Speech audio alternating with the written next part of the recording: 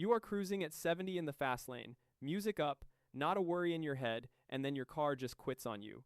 No warning, no cough, no check engine flicker to give you a heads up. 1 second you have a full engine living under your right foot, and the next second it feels like somebody threw an anchor out the trunk. The whole vehicle shudders hard, the power just drains out of it, and you watch your speedometer fall off a cliff in real time. 70 turns to 50, 50 turns to 30, and then you are crawling at a humiliating 25 miles an hour in the middle of live traffic with nowhere to go. Your dashboard explodes into a light show, check engine, traction, every amber warning the manufacturer ever designed, all screaming at you at once. And now comes the genuinely dangerous part, because you have to drag this crippled machine across 3 lanes to the shoulder while 18-wheelers come flying up behind you at full speed, air horns blasting, swerving around you like you are a parked obstacle in the road. You finally get the wheels onto the gravel, heart pounding, hands shaking, and you sit there feeling completely powerless, watching the traffic you were just a part of rip past your window. So you limp it to the nearest dealership at 15 miles an hour with your hazards on, and the service writer barely looks up before sliding a clipboard across the counter, $2,500. They want to replace your entire throttle body assembly and reflash or swap your main engine control computer. They use words like contaminated module and failed circuit and corrupted signal path, and they say it's slow and serious, so you nod along and reach for your wallet, because what else are you supposed to do? You are stranded and scared, and they are the experts. And that, right there, is the exact moment they win, because almost none of that is real. Here is the truth. They are betting you will never find out. The part they are condemning to the scrap bin is, in the overwhelming majority of these cases, not broken at all. It is not failed, it is not fried, it is not corrupted, it is dirty. The thing that just dropped your car into that terrifying crawl is most likely a single sensor called the mass airflow sensor, your MAF, and 90% of the time it does not need replacing. It needs cleaning, and the cleaning costs about $5 and takes you 10 minutes in your own driveway. The fix is a single can of MAF sensor cleaner, not engine cleaner, not brake cleaner, not the random can of solvent under your sink, a can specifically labeled mass airflow sensor cleaner, and I am going to tell you exactly why that specific can matters and why the wrong one will turn your cheap fix into the expensive disaster the dealership was hoping for in the first place. Because here is what is really happening inside your engine, and once you understand it, you will never get conned by this again. So before I show you the can and the exact steps, hit that subscribe button right now, because the corporate service chains do not want you knowing this, and the more of us who do, the harder it gets for them to run this play. This channel exists to drag this stuff out of the shadows and put it in your hands, so join the underground and let us keep your money in your pocket where it belongs. Now, let me actually teach you the engineering, because I do not want you to just trust me. I want you to understand it well enough to explain it to the next person who gets quoted $2,500. Your engine does not run on guesses. To mix the right amount of fuel with the air coming in, the computer has to know precisely how much air is actually entering the intake, and that is the one job the mass airflow sensor does. Most modern MAF sensors use a tiny hot wire or hot film element, a delicate filament that the computer heats to a set temperature. As air rushes past it, the air cools that element, and the computer measures exactly how much electrical current it takes to keep it hot. More air means more cooling means more current, and from that the computer calculates airflow and sends a clean voltage signal to the engine control module hundreds of times a second.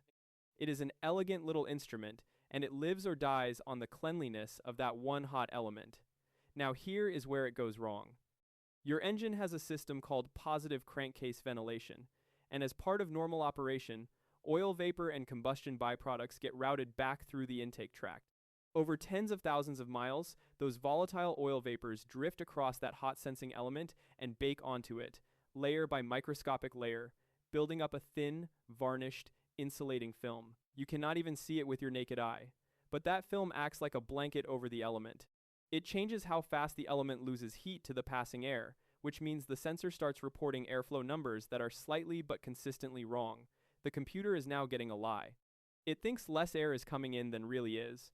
The fuel mixture drifts out of spec, the readings stop making sense against the other sensors, and the engine control module does exactly what it was engineered to do when it stops trusting its own data. It protects the engine. It drops you into limp mode. And this is the single most important thing I need you to understand, because it is the part the dealership counts on you misunderstanding. Limp mode is not a lock they put on your car to extort you. It is not a secret governor you have to defeat or hack or trick, it is a safety response. When the computer sees a signal it cannot trust, it deliberately cuts power and caps your speed to keep you from grenading the engine on bad data. You do not beat limp mode by outsmarting the computer.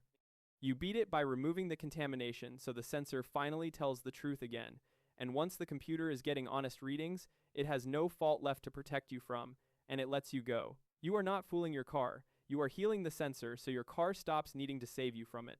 That is a completely different thing, and it is a far bigger flex, because what you are actually doing is proving the part they wanted to junk was never broken to begin with. Now, the can. Why does it have to be MAF-specific cleaner and not something cheaper off the same shelf? Because that hot wire element is fragile and chemically picky, and most solvents will wreck it. Brake cleaner and carburetor cleaner are far too aggressive and can leave residue or attack the element. Throttle body cleaner is built to scrub carbon off a metal throttle plate, not to whisper across a delicate filament. And generic electronic contact cleaner, which a lot of internet experts will tell you to grab, is formulated for metal connector contacts, not for a heated sensing element, and using it on the element can leave a film of its own or damage the wire outright. And if you kill that element, congratulations, you now actually have to buy the part, which means you just handed the dealership the exact sale they wanted. MAF-specific cleaner exists for one reason. It flash evaporates almost instantly, it leaves absolutely zero residue behind, and it is the one solvent engineered to dissolve that baked oil film without harming the platinum element. That is the whole game. Right product, right part, no residue, no damage. Now there is one place the contact cleaner does have a job, and it is not the element. If you pull the electrical connector off the sensor and the metal pins inside look oily or corroded, that is the only spot where a quick shot of electronic contact cleaner belongs.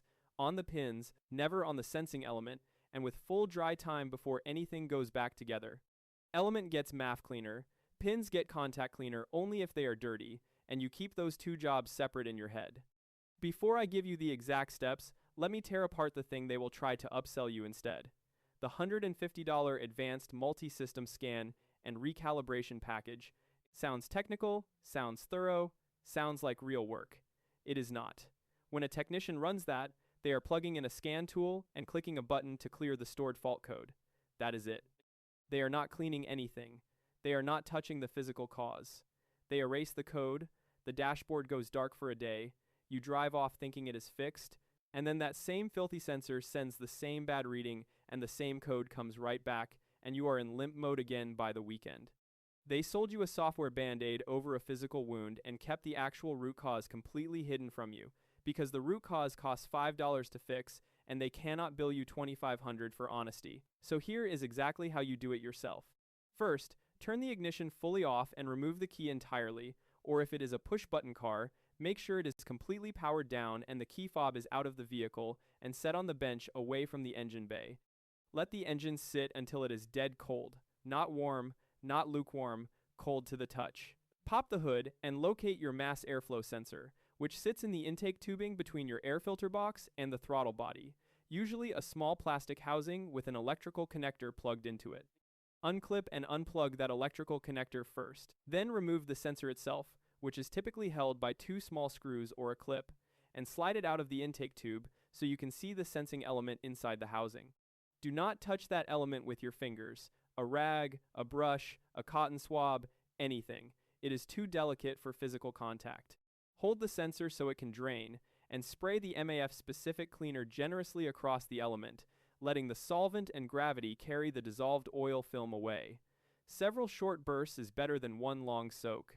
Then, and this is not optional, set it down somewhere clean and let it air dry completely. The cleaner needs to flash off entirely until there is not a trace of wetness or smell left, which usually takes several minutes, and you do not reinstall it wet, period. While that dries, if those connector pins looked oily, give them a quick shot of contact cleaner and let them dry fully too.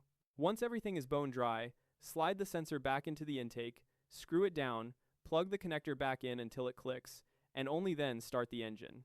In a lot of cars, the computer will relearn and drop the fault on its own after a few minutes of running and a short drive, and the limp mode lifts the moment it trusts the sensor again. Now the warning, and you need to take this one seriously because it is the difference between a $5 fix and a destroyed vehicle.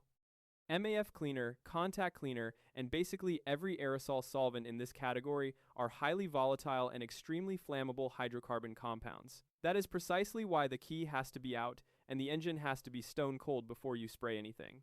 If you spray a flammable solvent onto live electrical pins that are carrying current or onto a hot intake or a hot manifold, the vapor can flash ignite in an instant. There is no slow buildup, no second chance.